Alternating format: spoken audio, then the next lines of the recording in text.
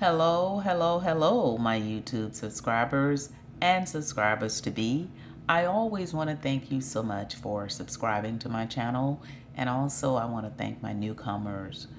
My commentary this evening is about Daniel. I forgot his last name because I remember this story from long ago when this police officer to your right, that's in the prison, orange uniform, went around raping underprivileged black women.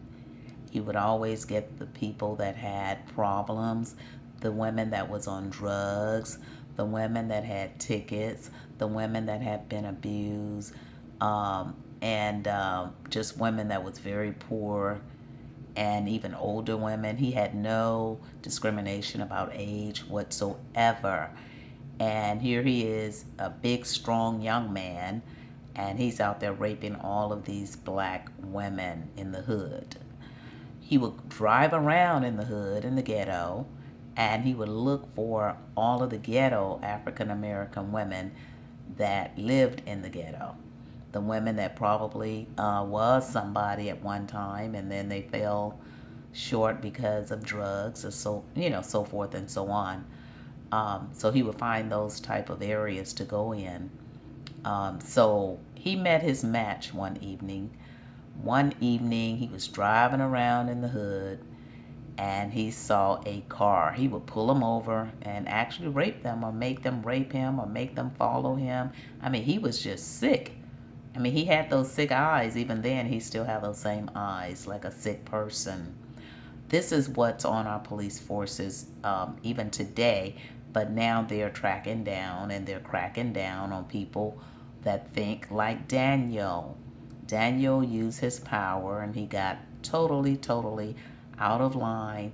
He got sex from all the black women and he just kept going. So look, so one evening Daniel pulled over a lady. He went to the hood and he met his match this time because this lady was only visiting someone in the hood.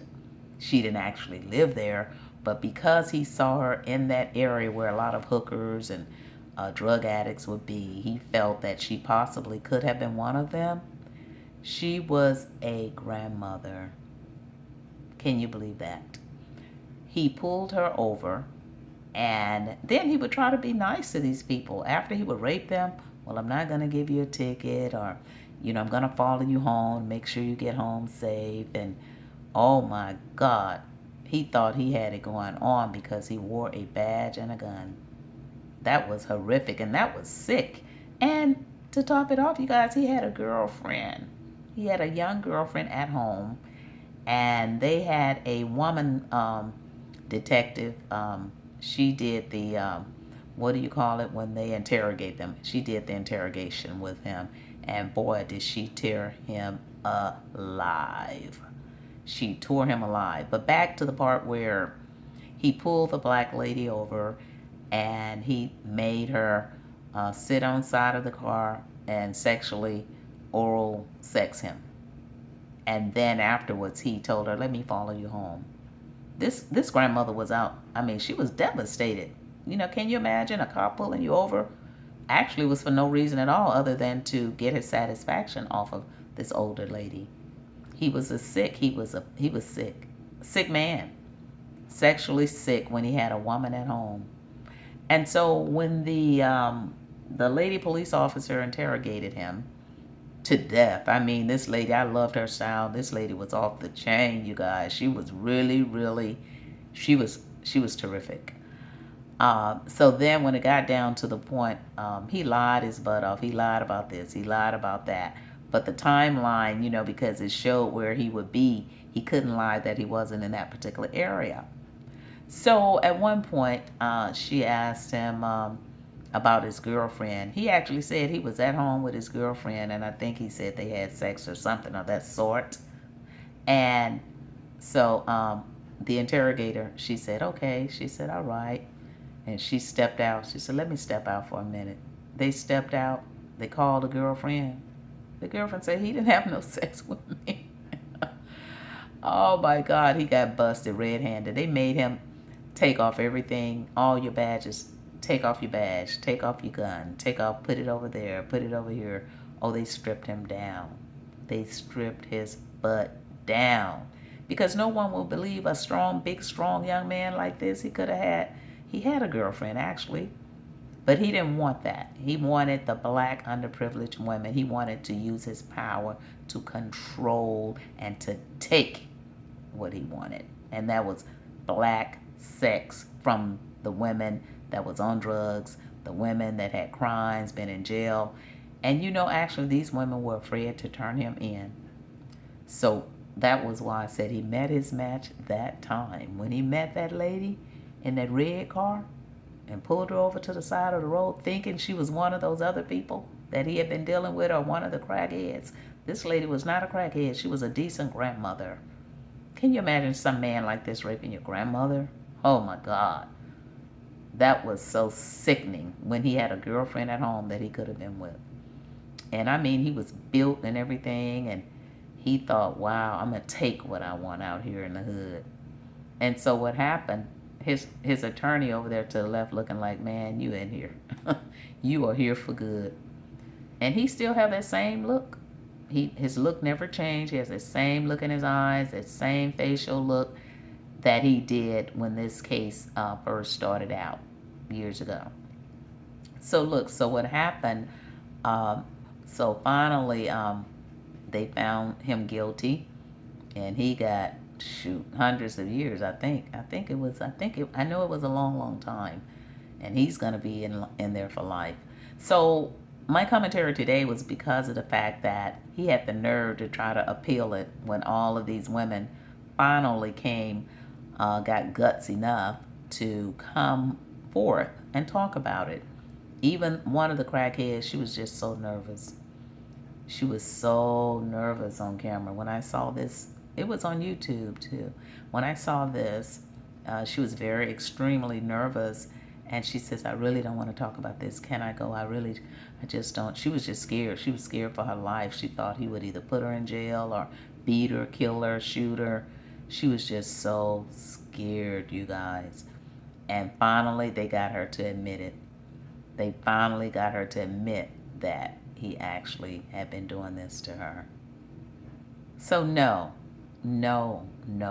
Daniel, you need to stay where you are. And no help can help Daniel because he's a sick person in the mind. He needs a lot of psychological help while he's there, but it's not going to mean him any good now because he's gone. He is gone. Anybody this big and strong and not a bad looking person, why would you go around and find the black women in the hood that's crackheads? And those women could have had AIDS of anything, and he could have taken his home. They could have had AIDS or anything, and he could have taken this home to his girlfriend. And I'm quite sure she was a decent person because she told the cops she didn't lie for him. Matter of fact, he even called on the phone. Well, actually, she had called him, I think, because it was getting late and he wasn't home from work. And he was like, yeah, baby, I'll be home. I'll see you shortly or something of that sort. He never did tell her then he was being interrogated for raping black women. Underprivileged black women, that is. Women that were drug heads. Women that were prostitutes. And I think he raped a young girl, like 16, 17, in some old building, abandoned building as well. This is a sick man, you guys, and you can look at him and tell he's sick. It's a lot of sick people out there in the world. You got to watch out for them. And they're not just all police officers. It's a lot of sick stuff going on out here. Because this was one story that really took me for a loop, because I just couldn't believe a big, tall, handsome young man like this would go around in the ghetto and raping crackheads. That he could have gotten AIDS or anything. Raping grandmothers, crackheads, kids, just anybody. What is that? That's not a human. That is not a human.